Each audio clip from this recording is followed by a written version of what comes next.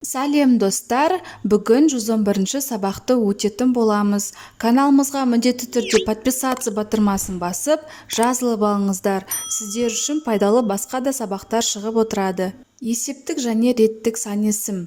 35-ші жаттығу, мәтінді оқы. Таза бұлақ. Бір бұлақтың басында 3 жолаушы бір-біріне кез болыпты. Бұлақ бір тастақ жерден шығып жатыр екен. Бұлақтың қайнап жатқан көзіне жақын жерге бір қазандай қара тасты қойыпты да тасқа: "Ей жолаушы, болсаң осы таза бұлақтай бол" деп жазыпты. 3 жолаушы бұлақтан шөлдері қанғанша су ішеді. Тастағы жазуға көздері түседі. Сонда бірінші жолаушы тұрып былай дейді: "Бұл жазылған ақыл сөз екен. Бұлақ күні-түні тынбай ағып, алыс жерлерге барады. Бара-бара кеңейіп үлкейеді. Бұған жол-жөнекей кішкене бұлақтар қосылып, сөйте бара үлкен өзен болып кетеді. Мұнан мынандай ғибадат алуға болады. Сондай адал қызмет қыл. Еш уақытта жалқауланып тоқталып қалма. Сөйтсең, ақырында сен де үлкейіп, мұратыңа жетесің деген деп білемін" дейді. Жолаушылар қай жерде кездесті? Жолаушылар бұлақтың басында кездесті. Бұлақ қандай екен? Бұлақ таза, мөлдір, үлкен екен. Бұлақ басында таста не деп жазылыпты?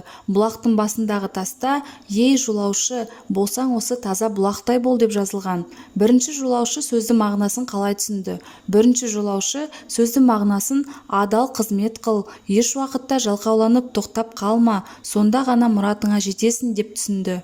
Екінші және үшінші жолаушы сөздің мағынасын қалай түсінгенін болжап көр.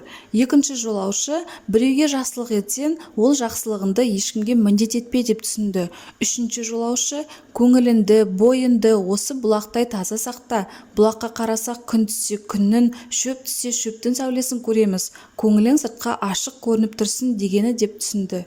Ақыл сөздің мағынасын топта талқыла. Ақыл адамды басқа тіршілік иелерінен ерекшелейтін аса маңызды қасиет. Ежелгі ойшылдар еңбектерінде ақыл-ой дамуының ең жоғарғы дәрежесі даналық деп айтылған. Ол өмірлік тәжірибеге сүйене қалыптасатын керемет қасиет. Мәтіндегі қарамен берілген сан есімдерді салыстыр. Бұлардың бір-бірінен өзгешелігі неде деп ойлайсың? Мәтіндегі сан есімдер 3 бірінші сандары.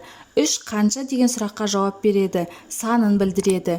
Бірінші нешінші деген сұраққа жауап береді, ретін білдіреді. Сан есім есептік және реттік болып екіге бөлінеді. Қанша, неше сұрақтарына жауап беретін сан есімдерді есептік сан есім деп атаймыз. Мысалы 5, 6, 7. Нешінші сұрағына жауап беретін сан есімдерді реттік сан есім деп атаймыз. Мысалы 5, 6, 7. Реттік сан есім есептік сан есімге ыншы, інші, ыншы, ыншы жұрнақтары жалғану арқылы жасалады. 36-шы жаттығу, мәтінді көркем жаз. Есіл өзенінің тереңдігі 2 метр, кей жерлерде 18 метрге жетеді.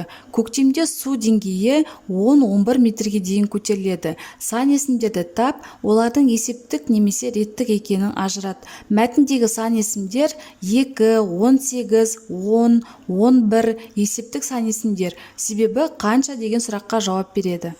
37-ші жаттығу, сан есімдерді сөз құрамына талда. 1, 2, 5, 6, 7, 9, 30.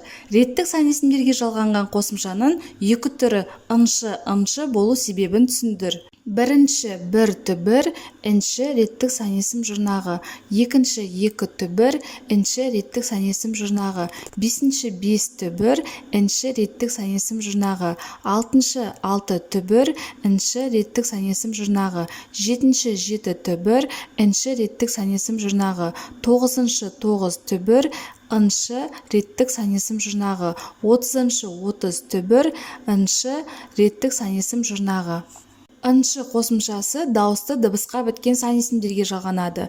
Ыншы қосымшасы дауыссыз біткен сан есімдерге жалғанады. Шығармашылық үзіліс. 38-ші жаттығу, далада ойнап жүрген Жанат үйге жүгіріп кірді. Анасынан далада жайылу тұрған кірлерді жинап алуын өтінді. Анасы түсінбей себебін сұрады. Жанат қалай жауап берді деп ойлайсың? Менің ойымша, далада ауа райы бұзылып, күн бұлттанып, жаңбыр жауғалы тұрғанын ескертті. Сондықтан жаюлы тұрған кірлерді дереу жинауды өтінді. Осымен біздің сабағымыз аяқталды. Каналымыз пайдалы болған болса, лайк басып тіркеліп қойыңыздар. Жаңа видеолар сізге бірінші болып көрінеді.